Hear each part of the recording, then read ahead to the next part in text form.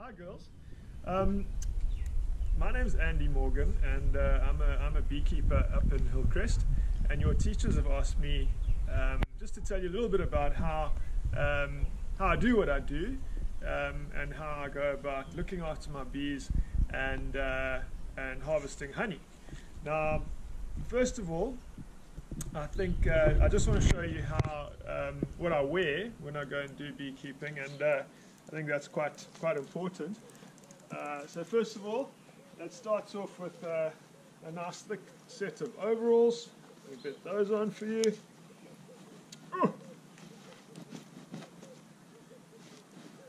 And the whole idea of the beekeeping outfit is that I don't really want to get stung. And those of you who've been stung before, you'll probably know that it's not a lot of fun getting stung by a bee. Eh? And I'll show you just now when we go out to the beehives that you could get stung quite badly because there are up to 100,000 bees in one hive. So if you're not careful, you could take quite a few stings. So we just make sure we get our socks on nice and tight.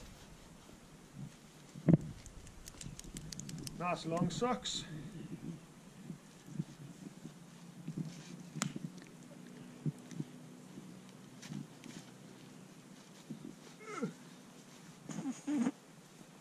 The next part, quite important, is gumboots. Bees can't sting through gumboots, so that's quite nice. Also fold our socks over the top so they can't get in.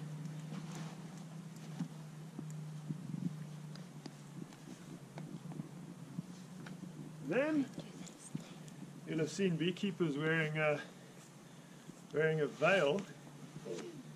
This veil, also very important. You may have seen pictures or videos of beekeepers not wearing a veil like this. That generally happens in places like Europe and America, where the bees are a little bit more friendly, I suppose, less aggressive.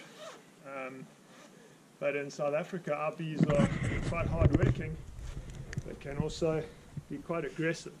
So we just make sure we wear the veil, and then we also have a nice pair of gloves that we wear when we're working the bees.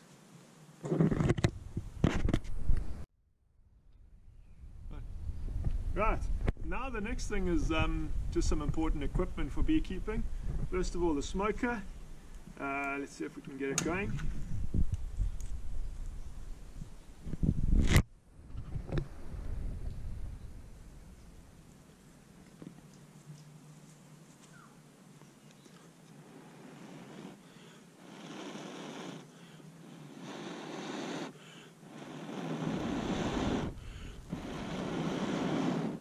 Now the smoke is important because it makes smoke, and you pump the smoke into the beehive, and the smoke disorientates the bees a little bit. It interferes with their ability to communicate because they use things called pheromones, which kind of chemical smells that they release to let them know whether there's danger or whether there's anything they need to worry about. And the smoke also triggers a sort of a panic in the beehive, and they'll go and they'll eat a lot of honey to give them energy in case they need to fly away. You know, when you see a swarm moving through the air, moving from one place to another place, they need energy to be able to do that. So they'll go and eat honey, and they'll use that as an energy source when they fly. So if they smell smoke, they think there's danger, they go and eat a lot of honey, and just like you guys after eating a big meal, they're a little bit less active. Okay, and the other thing is the hive tool, and that's a very important thing, just to help open up the hive, because they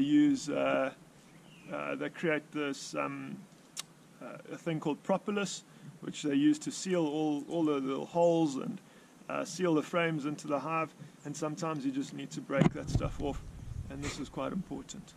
Do you want to come and have a look in some of my beehives with me? let's go.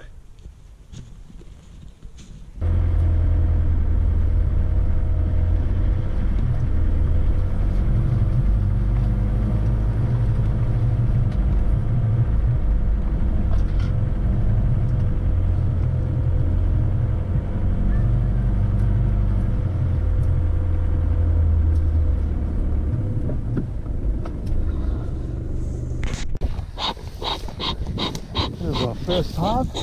We'll give it quite a bit of smoke here just to get the ladies settled down. As you know, all the worker bees are female. They're all ladies. The males in the hive are quite lazy. They don't do any work. So we just let the smoke go in for a little bit, just to calm them down, as I explained to you. Right, so this is just the structure of the hive. This is a brood chamber down here. This is where the queen lives, where she lays her eggs, where they look after the babies, where the eggs hatch, become larvae, and then get fed, and then those cells get closed up again, sealed up, much like a cocoon or a chrysalis. So even bees start off as grubs or little worms, and then they get sealed up, and then like the butterfly, they emerge as bees later on. Maybe we can show you some of that when we get inside. Right, see how they make this all sticky with propolis on the top. There we go. That's what it looks like inside. You give them lots of smoke. It's quite a cold, windy day, so these are a little bit lazy, luckily.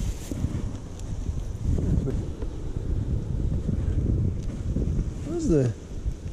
Oh, there's some honey up here, which is nice.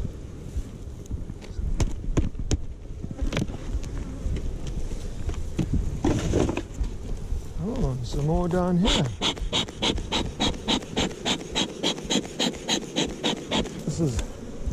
We get down in the brood chamber here, we can have a look at what's happening where the queen's working. And if we look at that,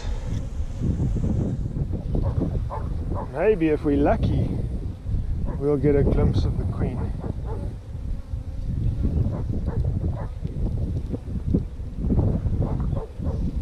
She's a bit bigger than the other workers. Normally quite easy to spot if we see her. Not there.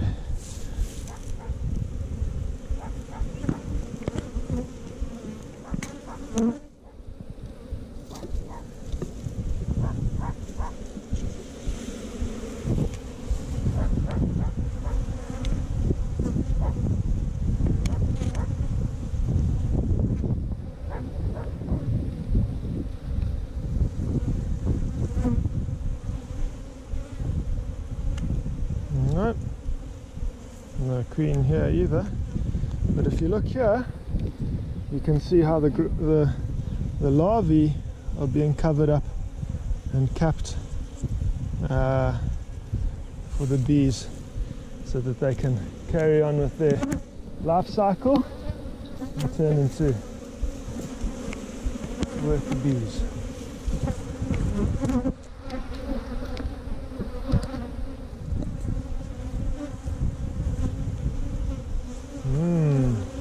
Where's our queen?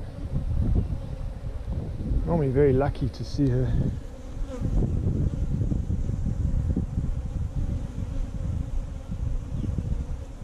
Nope. She's not a lot bigger than the rest of the ladies, but a slightly different color, more sort of orange color.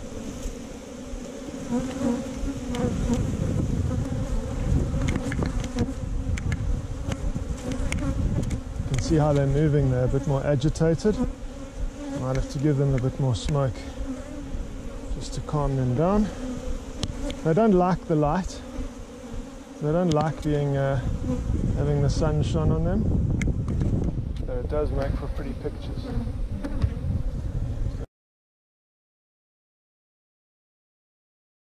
The extraction process is quite difficult. It's quite a lot of work. You start off with decapping the combs like this.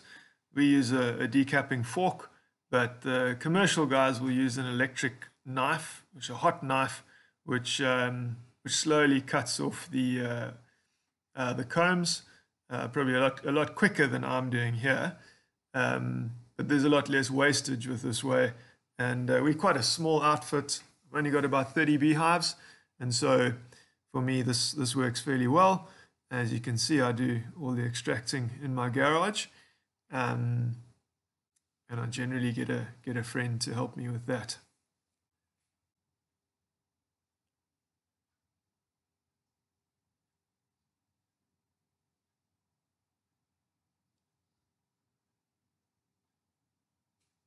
The next step goes into an extractor. Our extractor is quite small. It takes 6 frames, and you got to crank that thing by hand, which is quite hard work. But once you get going, it doesn't take too long. Again, commercial guys use an electric one, much less work. Then takes a while to drain out. Generally, about 2 hours probably. It'll all drain into the bucket. We then take it from the bucket and strain it through some fairly rough cotton cloth, just to take out a lot of the imperfections. That's left overnight, and then we bottle it the next day.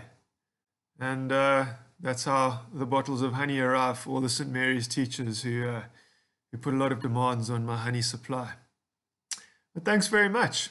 I hope you enjoyed my little presentation, and I hope that you have a greater appreciation of where your honey comes from.